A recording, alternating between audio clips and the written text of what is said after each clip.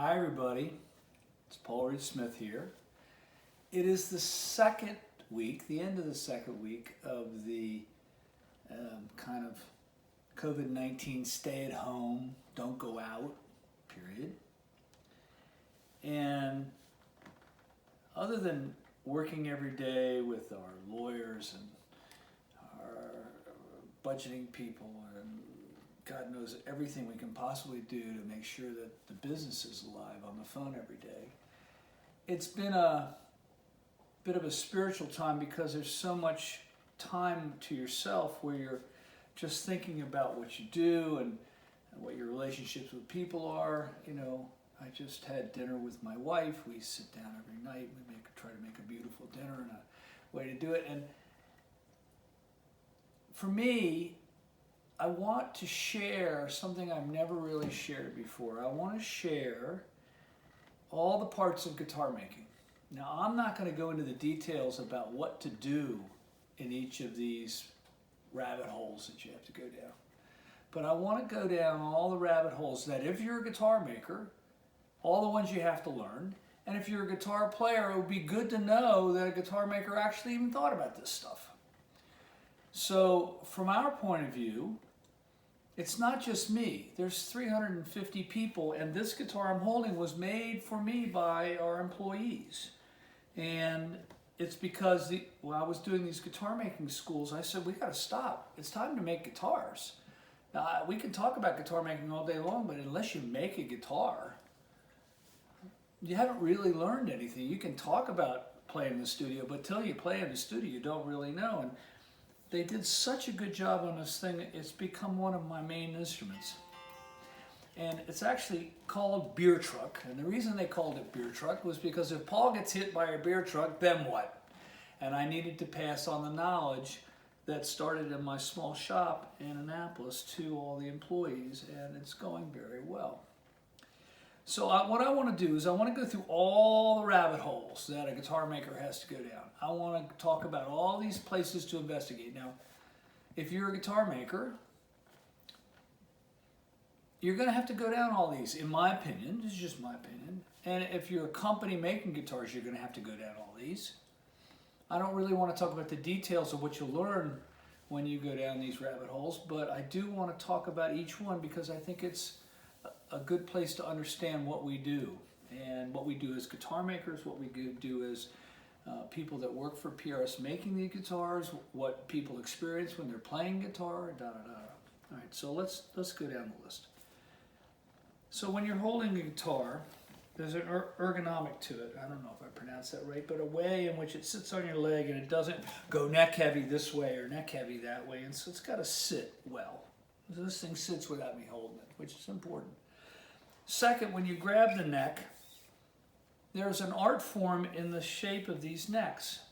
And, you know, you can have a neck that looks just about the same and one is just wonderful to play and the other one's difficult to deal with every single time you pick it up. And they can look the same, but this art form of making a neck feel like an old railing in a house where you just over and over again it's worn and it feels easy to use.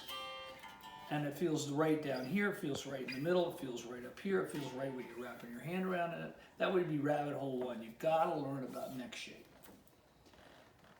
Second rabbit hole is this whole thing about headstock. What's the angle of the headstock? How's the nut put on? How are the tuning pegs manufactured? How do they transfer the sound to the vibration of the neck and the body? Do they keep the guitar in tune? There's this whole area, and included in that is where the truss rod is adjusted, and this rod is going through the neck that adjusts the curve of the neck one way or the other. So there's probably, I don't know, 8, 9 different ways of making a truss rod, and you've got to go down that rabbit hole. You've got to go down the rabbit hole of the tuning pegs and the nuts and what materials they're made on and made out of and how they're glued on and all that other stuff. So there's all that. You've also got this thing called inlay. Inlay is originally where your hands would know where they were visually, so you would see that this would be the 12th fret and that would be an octave up. And this whole rabbit hole of inlays, You know, they can be dots, they can be squares, they can be octagons, they can be pentagons, they can be four-sided warped rectangles, they can be birds, they can be... By the way, my mother was a bird watcher, so that's why the birds ended up on the guitar. We have these Celtic knots that we use. There's lots and lots of inlay work. And inlay work is an art form all itself, another rabbit hole you've got to go down. There are these things on the guitars called frets, and they decide how you shorten the string. So it's changing the pitch of the string. Getting the nut in the right place in relation to the first few frets is an art form. Getting those frets dead in the right place is an art form. Getting the frets the right height is an art form. Gluing them in so they don't move is an art form. There's so many art forms with the whole way you fret it, how the neck is curved, how the edges are rounded over, how these side dots tell you where the inlays are. In a way, the side dots are a form of inlay. So there's all that. The drying of the wood, that's incredibly important. So there's this whole thing about what woods did you use, how wet is it, are the resins crystallized, how did you dry it, did you bake it, did you just air dry it, what did you do with all the woods? That's very, very important. So when I hit this guitar is going nuts at the top of the guitar. It's vibrating, and I can, with a stopwatch, make it go for about 45 seconds. If the wood is wet, it doesn't go 45 seconds. It goes considerably less time.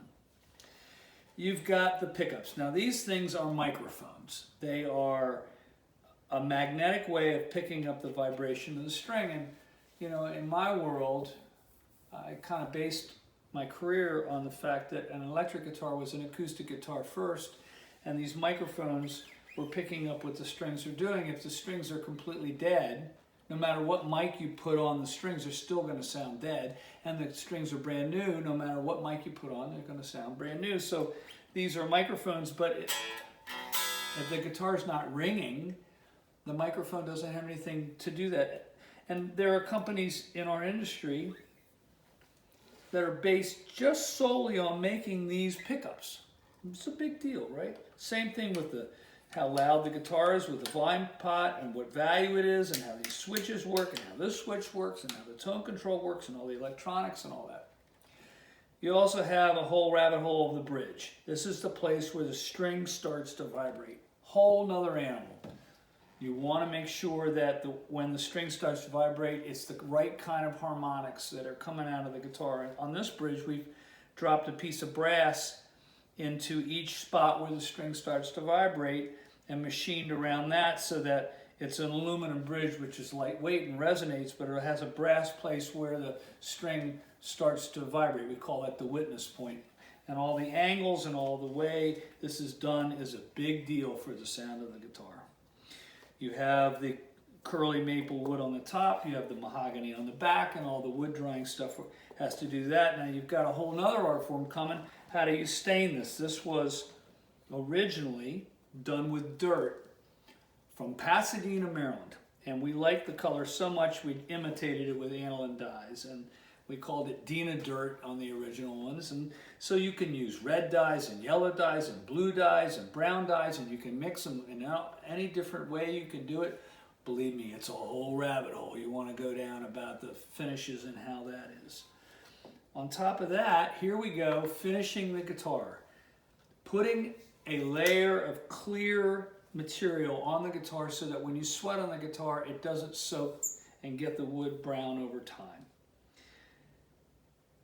Finish was invented to protect the wood. It wasn't really invented for any other reason, although they're a way of making the guitar beautiful. And there's a whole rabbit hole to go down about that. How the controls are covered up. This one was done with a piece of wood. Typically this is done with plastic. How the jack is held on for us to plug the guitar into an amplifier. How the case is made. What the shape of the guitar is. What the shape of the top is, what the outline of the guitar is, making sure that the bridge is in the right place, making sure once again the nut's in the right place, the neck angle, how If the neck is tilted back, the bridge would be way up in the air. If the neck is tilted down, the bridge would be what we call down on the decks. How far is the neck sticking out of the body? These are all art forms. I call them rabbit holes because you've got to go into that environment and learn as much as you possibly can about each of those things. So from a guitar making point of view, if you go down all those, it's our cat saying hello. That's Trixie, everybody. Anyway, so, by the way, there are 3 animals here, 2 dogs and a cat, all rescue animals. And if you're going to get an animal, get a rescue animal. I don't know how to get the cat to not say anything. There's Honey, that's one rescue animal. There's Arnie, there's another rescue animal. Trixie wants to go out, and she'll keep crying until she goes out, but that's normal in a home. So look, in the end, you got to put this thing in a case. It's got to sound good. It's got to play good. It's got to feel good. It's got to look good. It's got to balance well. It's got to feel comfortable. All these things are important. Now, if you're not going to be a guitar maker, look at it from a guitar making point of view. When you're looking to buy a guitar, you should wonder how does the neck feel? How does it sound acoustically? How do the pickups sound? How does it feel? Does it balance? All these things are incredibly important because when you're done, you want the guitar to be like an old t-shirt. You put the guitar on and you don't even notice it's there. You're playing music and it comes out your amplifier. That's what you want in my experience. Also be nice that you buy it and it doesn't lose its value over time. Be nice if it was something that you loved. It would be nice if it was beautiful. I love when the kitty's doing that. Anyway, we're done. That's the whole list. That's the truncated list.